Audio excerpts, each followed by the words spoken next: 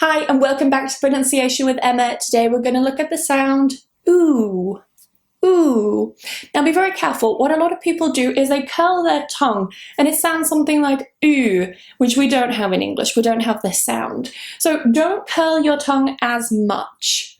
Ooh, ooh. It's a little bit flatter in comparison to ooh, where it's more curled. Ooh. It's also a long sound, hence those two little dots next to the symbol.